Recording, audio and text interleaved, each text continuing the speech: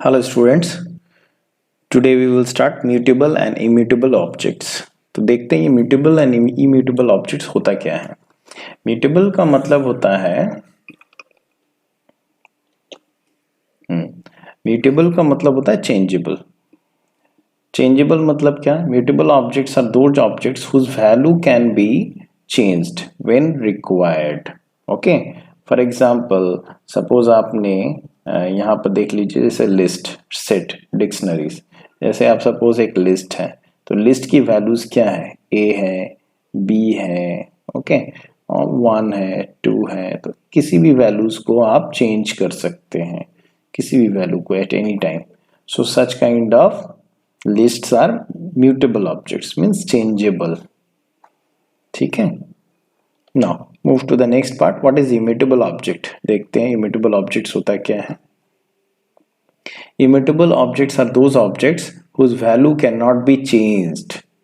ये देखिए आप, मैंने लिख के यहाँ पे दिखाया है immutable objects are those objects whose value cannot be changed। don't get confused, cannot be जिसकी वैल्यू चेंज नहीं हो सकती। तो इसमें सबसे पहला हमारा जो नाम है वो स्ट्रिंग का आता है, नंबर्स, स्ट्रिंग्स, टपल्स। ठीक है, ये सारे के सारे हमारे पाइथन्स में रहते हैं। तो इसको ज़्यादा बढ़िया से समझने के लिए सबसे पहले स्ट्रिंग को समझ लेते हैं हम लोग कि कैसे वो इम्यूटेबल है, क्योंकि हम लोग अभी स्ट्रिंग चैप्टर्स पढ़ रहे हैं। So immutable strings in Python, strings are immutable objects which means its value और content can not be changed. कुछ स्टूडेंट्स यहाँ पर कंफ्यूज होते हैं इम्यूटेबल ऑब्जेक्ट्स को लेकर के।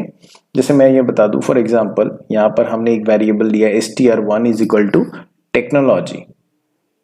तो कुछ स्टूडेंट्स, अगर मैं यहाँ पे लिखूं str1 इज इक्वल टू, अगर सपोज मैंने लिखा यहाँ पे पाइथन, तो कुछ लोग सोचते हैं, कुछ स्टूडेंट सोचते हैं कि सर ये टेक्नोलॉजी से पाइथन हो पा रहा है तो इसका मतलब ये तो इम्यूटेबल। सो मैं इस पाइथन स्ट्रिंग के बारे में बात कर रहा हूँ या टेक्नोलॉजी स्ट्रिंग के बारे में बात कर रहा हूँ कि ये इम्यूटेबल है, ना कि मैं इस वेरिएबल के बारे में बात कर रहा हूँ। वेरिएबल तो हमेशा ही इम्यूटेबल होगा, नाम ही है वेरिएबल। तो वेरिएबल की वैल्यू तो हमेशा ही चेंज होगी, बिकॉज इट्स अ कंटेनर। उसमें सब पहले टेक्नोलॉजी वर्ड था, अब उसमें क्या है, पाइथन है। तो ये चेंज होते रहता है, मस्ट बी क्लियर। ओके, तो वहां इम्यूटेबल का मतलब क्या होता है। जैसे for example suppose I have written technology, तो इसके इंडेक्स वैल्यू देख लेते हैं हम, 0 1 2 3 4 5 6 7 8 9। तो suppose if I right str1 4 bracket में 4 means I am talking about this one n को मैं चेंज करना चाहता हूं विथ स्मॉल i।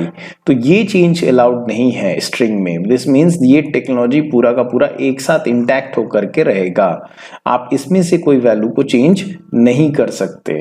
इसी को बोला जाता है इम्यूटेबल ऑब्जेक्ट्स, इम्यूटेबल स्ट्रिंग।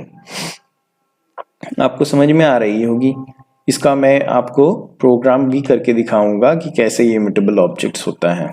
ठीक है, तो चलो हम लोग चलते हैं आईडीएलई की तरफ।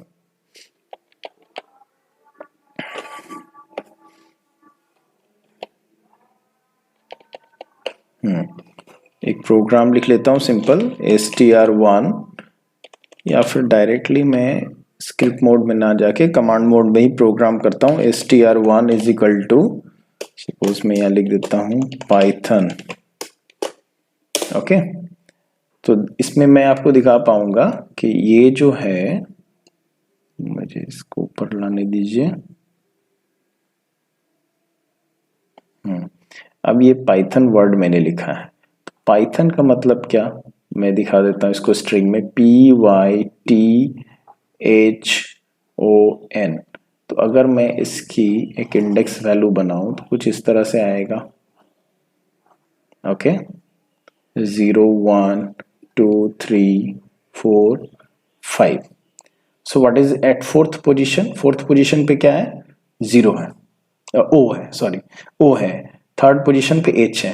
तो सपोज मैं ये n को y या k, कुछ भी एक नया चेंज, नई वैल्यू के साथ रिप्लेस करने की कोशिश करता हूँ, पाइथन करने की। सपोज मैं k के साथ रिप्लेस करना चाहता हूँ, तो लेट्स सी कैसे ये रिप्लेस होता है।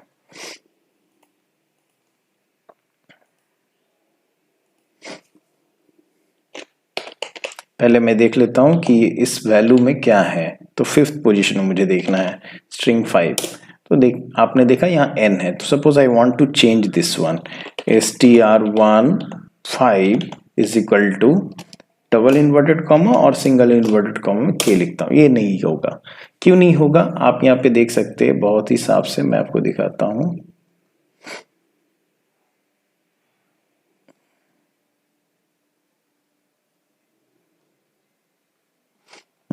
देखिए str object does not support, यहाँ पे साफ साफ लिखा है इसने, str object does not support item assignment. ठीक है, मतलब क्या, मैं इस k को ये इम्यूटेबल है, इसमें असाइन नहीं कर सकता हूं। But suppose I want to change this Python to something else, then it is possible. Let's see कैसे इसको करते हैं, इसको देख लेते हैं थोड़ा। चलो इसको करते हैं।